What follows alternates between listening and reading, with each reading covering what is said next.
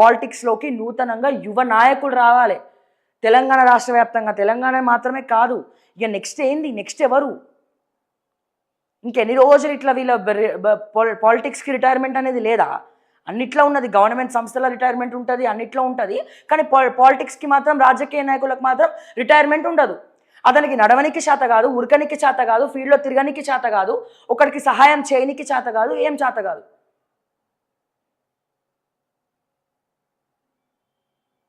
కానీ మంత్రి పదవులు కావాలి, అసెంబ్లీలో మేము కూర్చోవాలి, ఏసీలలో కూర్చోవాలి, జీతం తీసుకోవాలి టైంకి, మా అవుట్సోర్సింగ్ రాకపోయినా పర్లే, మా స్టాఫ్ నర్సులకు రాకపోయినా పర్లే, తెలంగాణ సర్వనాశనమైన పర్లే, మేము మాత్రం గవర్నమెంట్ ఇచ్చినటువంటి, ప్రజలు కట్టినటువంటి ట్యాక్సులతోటి మేము జీతాలు తీసుకుంటాం.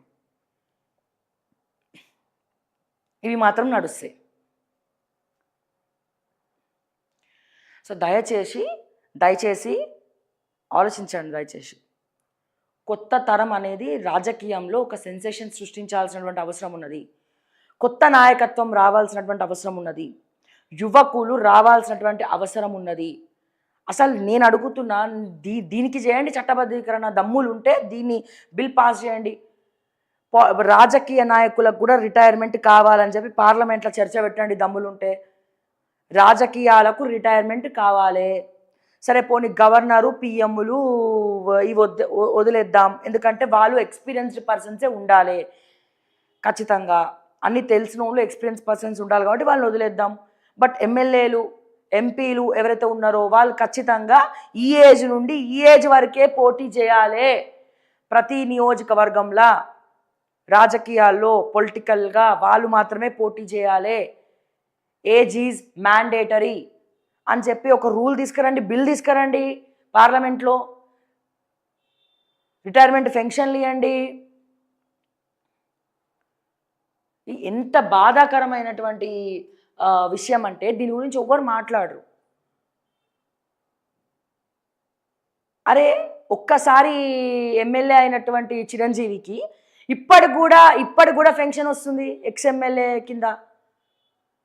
ఎన్ని అంటే ఒక్కసారి ఎమ్మెల్యే గెలిస్తే ఇక జీవితకాలం ఇస్తారా అండి పెన్షన్లు? జీవితకాలం ఇస్తారా అండి? ఏం తక్కువ అండి చిరంజీవికి? ఇట్లా చిరంజీవి లాంటి వాళ్ళు చాలామంది ఉన్నారు. చాలామంది ఎప్పుడో ఒక్కసారి ఎమ్మెల్యే అయిన వాళ్ళకి ఇప్పటికి కూడా పెన్షన్లు వస్తున్నాయి. ఏం అవసరం అండి? ఇప్పటికి కూడా ఇవ్వాల్సిన అవసరం ఏంది? వాళ్ళు ప్రత్యక్ష రాజకీయాల్లో లేరు. వరదొచ్చినా బురదొచ్చినా వాడు ఆస్తి రాసియాడు, ఏం రాసియారు? అట్లీస్ట్ ఒక దానం చేయరు, ఒక దాన ధర్మాలు ఉండవు. కానీ మా ప్రభుత్వ సొమ్ము, మా ప్రజల సొమ్ము మాత్రం కావాలి. ఎందుకు ఇస్తారు?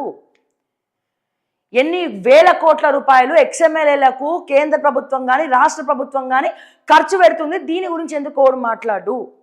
ఇదంతా ఎవరి సొమ్ము? ఈ రోజున తెలంగాణలో ఫీజు రియంబర్స్మెంట్ లేవు.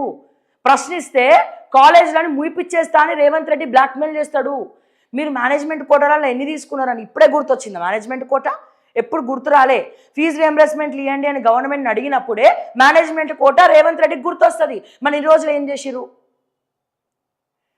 అరే తెలంగాణలో రిటైర్ అయిన వాళ్ళకి పెన్షన్లు ఇస్తలేదు 2 సంవత్సరాల నుండి.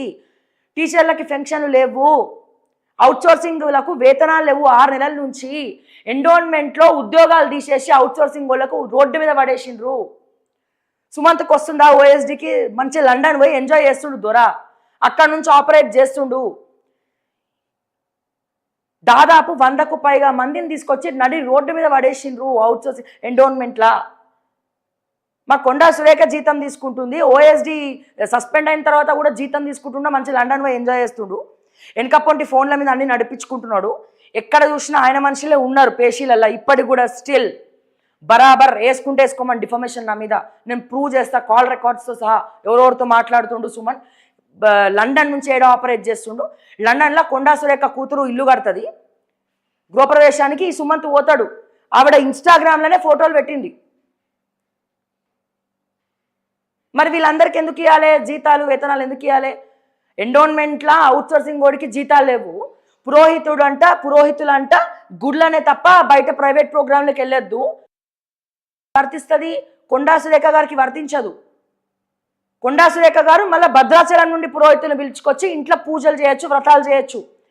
కానీ కొండా సురేఖ ఇంటికి మాత్రం వెళ్ళొచ్చు వీళ్ళు. అది ప్రైవేట్ ప్రోగ్రామ్ కాదు, అది కొండా సురేఖ ఇంట్లో వేసుకుంటే అది గవర్నమెంట్ ప్రోగ్రామే.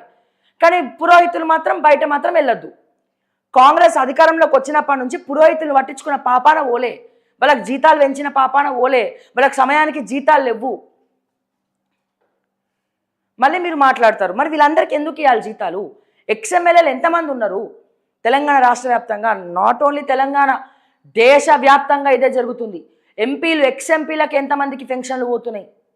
ఒక్కసారి ఎంపీగా గెలిస్తే చాలా బావాడే, ఉద్యోగం చేయకపోయినా పర్లే, నెల నెలా జీతం పోతుంది, పెన్షన్ పోతుంది. కొన్ని ప్రత్యక్ష రాజకీయాలు ఏమైనా పని చేస్తున్నా అంటే లేదు, ఇంట్లో వేసి వేసుకొని కూర్చొని కాలుపుకుంటా టీవీలు చూసుకొని న్యూస్లో ఏం జరుగుతుందని చూసుకుంటారు. ఈ సిస్టమ్ ఆపాలా? డబ్బులు తినడమే పనిగా పెట్టుకొని ఆపాలా? ప్రత్యక్ష రాజకీయాల్లో పెన్షన్లు ఎవరైతే ఉన్నారో పెన్షన్లు తీసుకోవడం రద్దు చేయండి. ఎక్స్ఎమ్మెల్యేలకు ఎక్స్ఎంపీలకు ఎన్నిసార్లు దోచిపెడతారు? ఎన్నిసార్లు ఇంకా గవర్నమెంట్ నిధుల నుంచి వాళ్ళకి పోవాలన్నా అన్ని.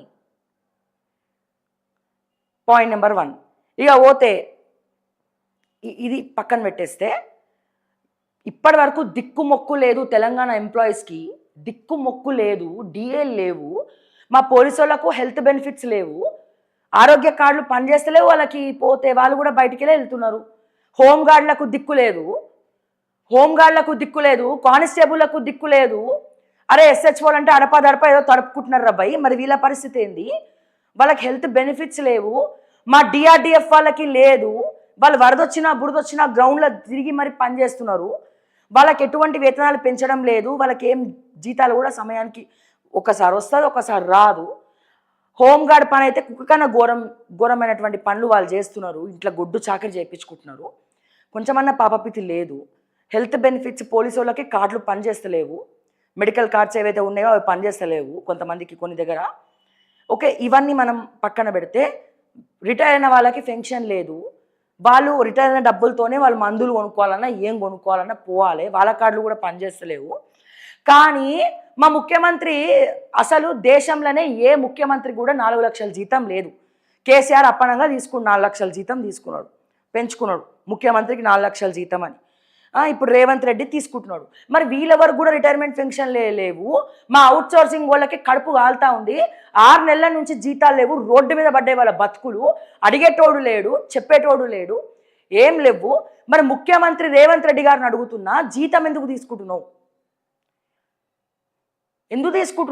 నువ్వు మాత్రం జీతం తీసుకుంటావు, పని చేసినా పని ఉట్టిగా పేర్లు మార్చనీకి, టీఎస్ని టీజీ చేయనీకి, ఇంకదేనో చేయనీకి, ఇంకానట ఇప్పుడట ట్రంప్ పేరు పెడతాడట. ఇప్పుడు కొత్తగా అక్కడ గూగుల్ కడుతురు కదా, అక్కడ కొన్ని కాలనీస్ కంట, కొన్ని రోడ్స్ కంట, హైవేస్ కట ట్రంప్ పేరు పెడతాడట. ఎందుకు పెడతావు? ఆడ అమెరికాలో తెలంగాణలో నేను సతాయిస్తున్నానా? లేకపోతే అన్ని అడ్డమైన ఆంక్షలు పెట్టి మన భారతీయులకు ఏవో ఆంక్షలు పెట్టి లోపలికి రానిస్తలేడానా? లేకపోతే అడ్డమైన రూల్స్ అండ్ రెగ్యులేషన్స్ పెట్టేసి ఇక్కడ అమెరికాలో పని చేయాలి, మిగతా వాళ్ళు పని చేయొద్దు అని చెప్పి చిన్న చూపు చూడడం కోసం ట్రంప్ పేరు పెడుతున్నావా? దేనికి పెడుతున్నావు? నువ్వు పేర్లు పెట్టడానికి తప్ప ఇంకా ఏమైనా చేసింది ఉందా తెలంగాణకి? 2 సంవత్సరాల నుంచి డిసెంబర్ 9వ తారీఖుకి 2 సంవత్సరాలు అవుతుంది. మీరు చేసింది ఏంది? ఇప్పుడంట గ్లోబల్ సమ్మిట్ అట, గ్లోబల్ సమ్మిట్ రాకముందేనట 1000 కోట్ల నిధులు వచ్చినాయట తెలంగాణకు. ఏం నిధులు వచ్చినాయో దమ్ములుంటే దుద్దిల్ల శ్రీధర్ బాబు నాతో డిబేట్కి కూర్చోమనండి. ఎన్నెన్ని కంపెనీలు ఎన్నెన్ని పైసలు పెట్టాయి ఇప్పటి వరకు తెలంగాణ మీద? ఊపుకుంటా పోయినరు కదా, సూట్లు వేసుకొని మరి, బూట్లు వేసుకొని మరి, ఎక్కడికి దావోస్కి. ఇప్పటి వరకు దిక్కు మొక్కు లేదు, 1 రూపాయి కూడా. దుద్దిల్ల శ్రీధర్ బాబు గారు, మీరు రండి, ప్రూఫ్స్తో సహా నిరూపించండి ఏ కంపెనీలు వచ్చినాయి. మీకు నిజంగా దమ్ము ఉంటే పోయి శాటిలైట్ మీడియాలో కూర్చోవడం కాదు, మీకు దమ్ము ఉంటే నాకు ఇవ్వండి ఇంటర్వ్యూలు. ఇక్కడ రండి, ఈ స్క్రీన్ దగ్గర పంచుకొని గూగుల్ ఎంత ఇచ్చింది మీకు, టీసీఎస్ ఎంత ఇచ్చింది, మీకు వివిధ కంపెనీలు మీరు ఏవైతే ఇప్పుడు తుస్ కంపెనీలు చెప్తున్నారో ఆ కంపెనీలు తెలంగాణకు ఎంత రెవెన్యూ ఇచ్చింది, ఆ నిధులు మీరు దేనికి ఖర్చు పెడుతున్నారు, దీనివల్ల మా తెలంగాణ బిడ్డలు ఎంత లబ్ధి పొందినారు, వాళ్ళకి పుక్కట్ల మీరు 4th సిటీ దగ్గర తీసుకుపోయి ల్యాండ్లు ఎట్లా ఇచ్చినారు, ఆ ల్యాండ్ గ్రాబర్స్లో నుంచి మళ్ళీ మీరు కమిషన్లు ఎట్లా తీసుకున్నారు. మీకు దమ్ములుంటే ఇక్కడికి వచ్చి చెప్పే బాధ్యత మీకు ఉన్నదా? చెప్పగలుగుతారా? దమ్మున్నదా ఐటీ శాఖ మంత్రికి? దుద్దిల్ల శ్రీధరబాబుని అడుగుతున్నా, చెప్పండి, లెక్కలు చెప్పండి. ఇప్పుడు నాకు చెప్పండి, లెక్కలు చెప్పండి, డిబేట్కి నేను రెడీ ఉన్నా. పిపిటి రెడీ చేసుకోండి మరి, నేను ఒక్కొక్కటి చూపిస్తాను. ఇదే స్క్రీన్ దగ్గర నించుందాం, మీకు చేత కాకపోతే కొన్ని కూర్చుందాం. ఓకే.